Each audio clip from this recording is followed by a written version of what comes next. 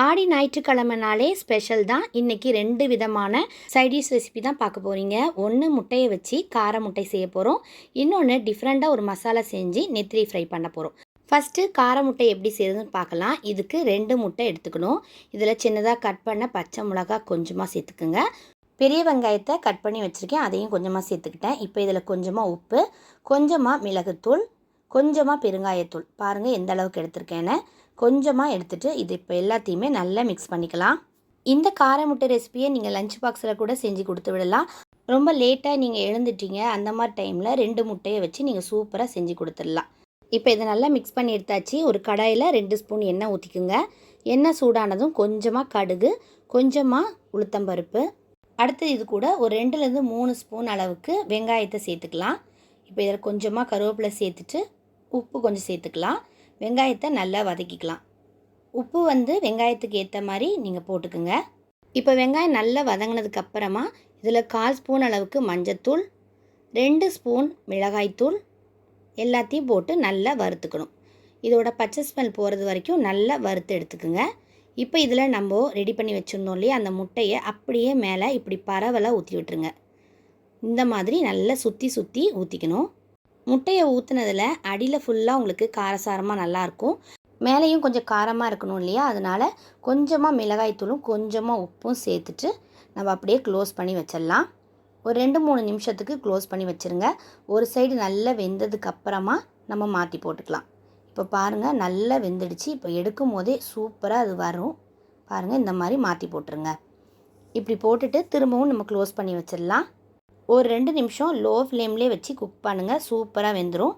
பாருங்கள் சூப்பராக இது எவ்வளோ ப்ளஃபியாக வந்திருக்கு பாருங்கள்.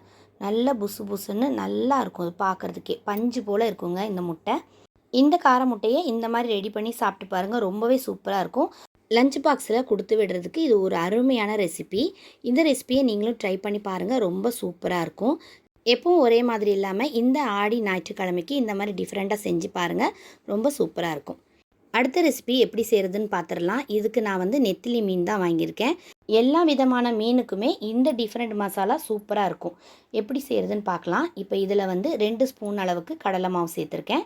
1/4 ஸ்பூன் மிளகுத்தூள், 2 ஸ்பூன் மிளகாய்த்தூள், 1 ஸ்பூன் உப்பு, 1 ஸ்பூன் மஞ்சத்தூள், 1/2 ஸ்பூன் அரிசி மாவு சேர்த்துக்கணும். இப்போ இதில் கொஞ்சமாக கருவேப்பிலை சேர்த்துக்கலாம். இப்போ இதில் ஒரு அரை எலுமிச்சை பழத்தை நம்ம இதில் பிழிஞ்சு விட்டுக்கலாம். இப்போ இது எல்லாத்தையுமே நல்லா மிக்ஸ் பண்ணிக்கலாம். ஃபஸ்ட்டு தண்ணி எதுவுமே ஊற்றக்கூடாது. எல்லாத்தையும் ஒரு முறை நல்லா மிக்ஸ் பண்ணிவிட்டு அதுக்கப்புறமா கொஞ்சமாக தண்ணி தெளித்து மிக்ஸ் பண்ணுங்கள்.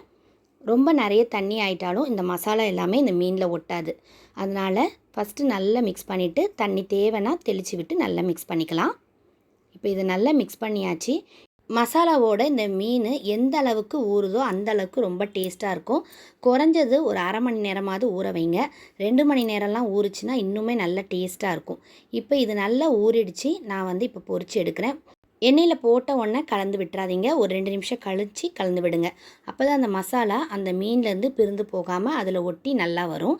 சூப்பராக பொரித்து எடுத்தாச்சு. இந்த மாதிரி மசாலாவை ரெடி பண்ணி நீங்களும் பொரித்து பாருங்கள். மசாலா உதிராமல் சூப்பராக அந்த மீனோட டேஸ்ட்டும் நல்லாயிருக்கும். ட்ரை பண்ணி பாருங்கள். இன்றைக்கி நீங்கள் பார்த்த கார முட்டை ஃபிஷ் ஃப்ரை இது 2மே உங்களுக்கு ரொம்ப பிடிச்சிருக்கும்னு நினைக்கிறேன். பிடிச்சிருந்தால் லைக் பண்ணுங்கள். உங்கள் ஃப்ரெண்ட்ஸ் அண்ட் ஃபேமிலிக்கு ஷேர் பண்ணுங்கள். புதுசாக இந்த வீடியோ பார்த்துட்ருக்கீங்களா? பிடிச்சிருந்தால் லைக் பண்ணிவிட்டு சப்ஸ்கிரைப் பண்ணுங்கள். தேங்க்யூ.